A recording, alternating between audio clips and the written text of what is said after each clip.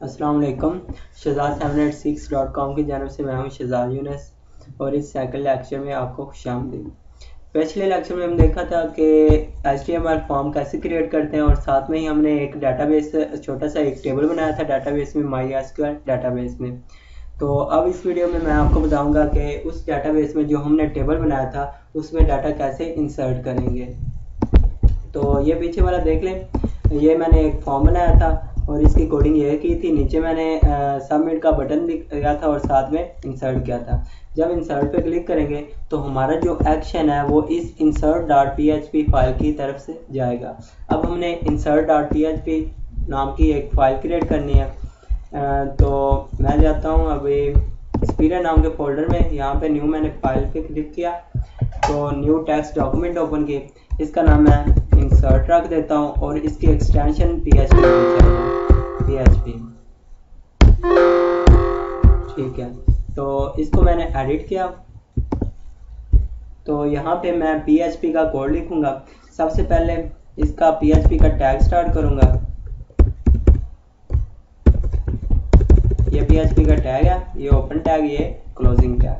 तो यहाँ पे मैं PHP का कोड लिखूंगा। सबसे पहले मैं एक वेरिएबल लेता हूँ, क्यूरी लगाऊंगा यहाँ पे कनेक्शन चेक करने के लिए। कनेक्शन यहाँ पे SQL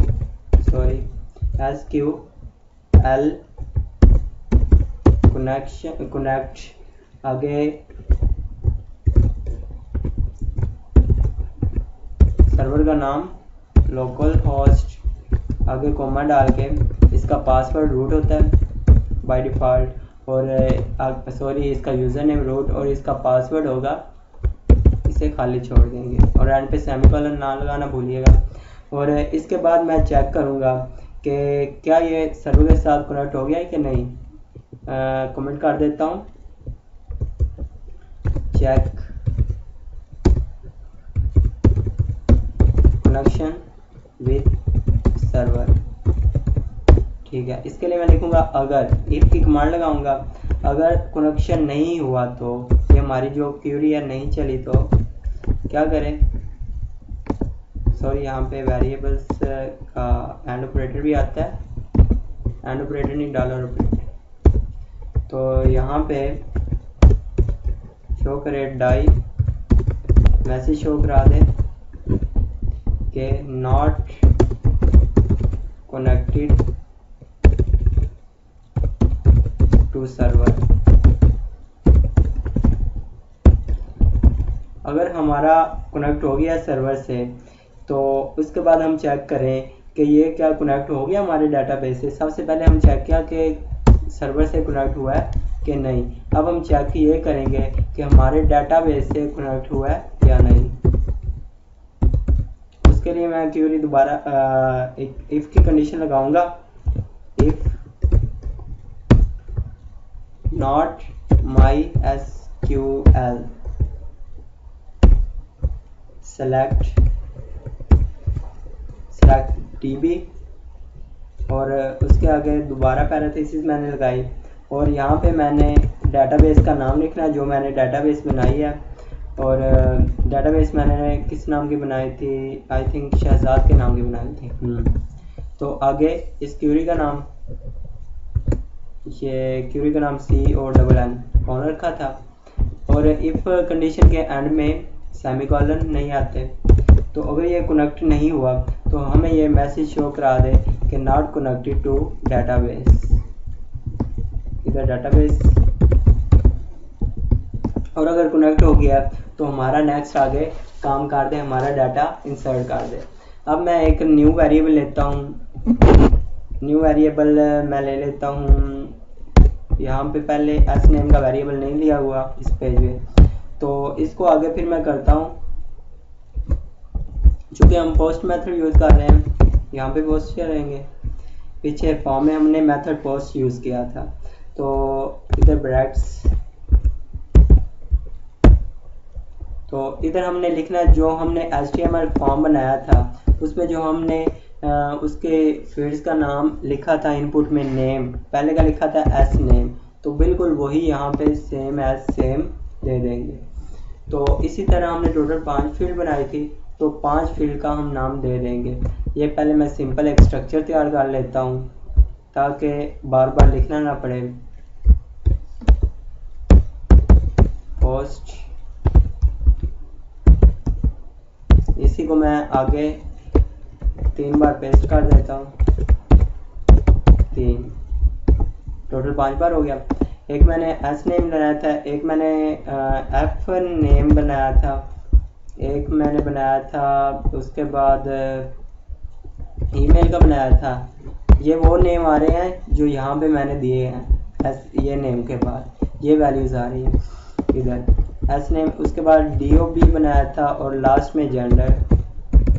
ये जो फॉर्म में वैल्यू पड़ी हैं इस जगह, वो हमारे इन न्यू वेरिएबल में शो कर दें। हम न्यू वेरिएबल जो बना रहे हैं उसके नाम हम डिफरेंट भी रख सकते हैं और सेम भी रख सकते हैं, इसमें कोई कन्फ्यूजन नहीं, क्योंकि अगर हम मैं सेम रख रहा हूँ ताकि कॉपी पेस्ट में आसानी रहे। तो अगर ये पहले वेरिएबल हमारा इस नाम का नहीं बना हुआ इस पेज में तो हमें कोई प्रॉब्लम नहीं होगी। आसानी के लिए सेम नाम रख रहा हूँ, एफ नेम, ईमेल, DOB और नीचे जेंडर। ठीक है, तो ये हमारे वैल्यू जो हैं इस वेरिएबल इसमें स्टोर हो गई हैं इस सब की वैल्यू। अब हमने डेटाबेस में एक इंसर्ट की कमांड यूज़ करनी है। सबसे पहले क्वेरी लगाऊंगा, SQL इसका नाम है, लिख देता हूँ। इसमें double inverted comma insert, insert करें किसमें, इनटू टेबल। आगे टेबल का नाम आएगा, टेबल का नाम हमारे डेटाबेस शेजार में टेबल का नाम था BSCS। तो क्या कहाँ पे वैल्यू इनपुट करें, तो यहाँ पे मैं लिखूँगा कि डबल पैरेंथेसिस में हमारी जो फील्ड्स होंगी आप जो मैंने इधर क्रिएट की होंगी लोकल हाउस में जाकर टेबल्स में BS में, यहाँ पे जो फील्ड्स ये नाम दिए गए S name, F name, email, ये चीज़ें आप यहाँ पे मैं इस जगह लिखूँगा।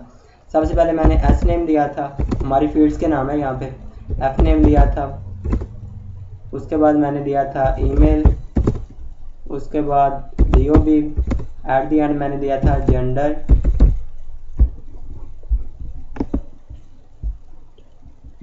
यहाँ पे जेंडर आएगा। ठीक है, तो ये चीज़ हमने दी थी जेंडर। तो इसके बाद मैं वैल्यू दे दूंगा, इसे आप नेक्स्ट भी स्टार्ट कर सकते हैं, कोई प्रॉब्लम नहीं। वैल्यू, इसको आगे मैं वैल्यूज़ जो दूंगा वो वेरिएबल्स ही फ्रॉम कर दूंगा ये वाले। ठीक है, तो सबसे पहले इसका स्ट्रक्चर बना लेता हूँ। ये एक स्ट्रक्चर हो गया, यहाँ पे इसका डॉलर ऑपरेटर भी आता है, कॉपी पेस्ट में आसानी रहे, जल्दी से काम हो जाता है। 2 3 4 5। तो ये वेरिएबल, ये जो नाम है ये बिल्कुल मैं इसी जगह पे आके पेस्ट कर दूंगा।